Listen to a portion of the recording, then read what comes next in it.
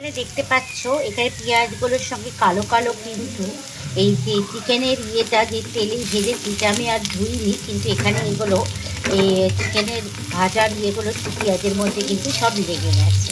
কী আর করা যাবে, ধুয়ে নিলে হয়তো ভালো হতো। তো এটার জন্য একটু দেখতে খারাপ লাগছে, কিন্তু কিছু করার নেই। এটার জন্য হয়তো ছেলের কাছে বকুনিও খাবো আমি। তো যাই হোক, পেঁয়াজটা লাল করে ভাজা হয়ে গেছে, এবার তুলে রাখবো পেঁয়াজটাও আলাদা করে। তো এবার কড়াইয়ে আবারও আমি তেল দিলাম, আর এখানে দিচ্ছি দুটো এখানে ডিম নিয়ে নিয়েছি। এই যে দেখো, দুটো ডিম নিয়ে নিয়েছি। এই দুটো ডিম এবার ফ্রাই করে নেবো ভালো করে। তো ডিমটাকে ভাজা হয়ে গেছে, এবার ডিমটাও তুলে নেব। আর এটা কিন্তু জানো তো ভীষণ হেলদি খাবার, কারণ এর মধ্যে সয়াবিন আছে, চিকেন আছে, আবার ডিমও আছে। তো চলো ডিমটাকেও আমি এবার ভেজে আলাদা পাত্রে তুলে রেখে দিই। তো এখানে সব ভাজা হয়ে গেছে, সয়াবিন, চিকেন, ডিম, পেঁয়াজ। এইবার পালা হচ্ছে রাইসটার সঙ্গে সব কিছু মেশানো। তো রাইসটা দেখো নিয়ে চলে এলাম। এবার রাইসটাকে একটুখানি ভেঙে দিই, পুরোটা ভালো চাপ ধরে আছে, চাপটা একটু ভেঙে দিলাম। এবার যে সবজিগুলো এখানে চিকেন, সয়াবিন সমস্ত ভেজে রেখেছি এর মধ্যে মিশিয়ে দেবো। তো এখানে এবার সব রাইসের সঙ্গে ভালো করে মিশিয়ে নিচ্ছি। আর এইদিকে আমাদের পাড়াতে এত কুকুরের অত্যাচার, সারাক্ষণ শুধু দেখেছো তো কীভাবে চিৎকার করছে। তো যাই হোক, আমি যেটা বলছিলাম, রাইসটা ভালো করে মেশানো হয়ে গেছে।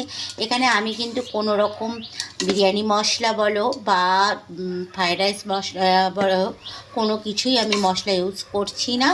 পুরো ঘরোয়া পদ্ধতিতে করেছি, মানে ঘরোয়া যে মশলা আমরা গরম মশলা ইউজ করি সেটাই এখন এবার এর মধ্যে দেব।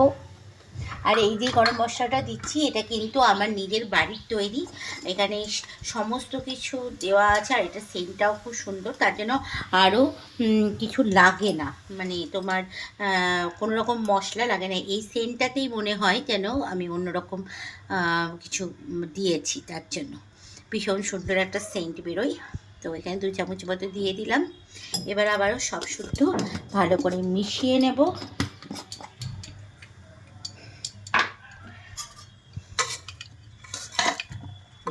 মেশানো হয়ে গেছে। এর ওপর থেকে 1 চামচ মতো ঘি দিয়ে দিলেই কমপ্লিট হয়ে যাবে। তোমরা কিন্তু অতি অবশ্যই কমেন্টস করে জানাবে যে তোমাদের কেমন লাগলো, আর বাড়িতে এইভাবে ট্রাই করবে। খুব ইজি একটা রেসিপি, সবাই চটজলদি করে নেবে। শুধু বাড়িতে চিকেনটা আর সয়াবিনটা থাকলে, আর আমি আগেই বলেছি সবজিও তোমরা দিতে পারো, সবজি দিতে পারো, সবজি দিলেও খেতে ভালো লাগবে। তো হয়ে গেছে আমার। এটাকে আমি কি বলবো, ওই যে দিদিভাই বলেছিল নামটা, ওর নামটা আমি বারবার ভুলে যাচ্ছি। বা তোমরা এটা মিক্স কিছু বলে দিতে পারো, মিক্স ফ্রাইড রাইসই বলে দিতে পারো। আবার তোমরা এর মধ্যে চিংড়ি মাছও দিতে পারো, তাহলেও কিন্তু খেতে খুব সুন্দর লাগবে।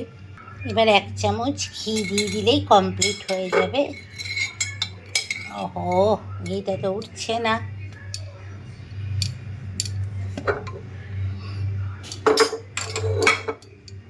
এখানে 1 চামচ মতো আমি ঘি দিয়ে দিয়েছি।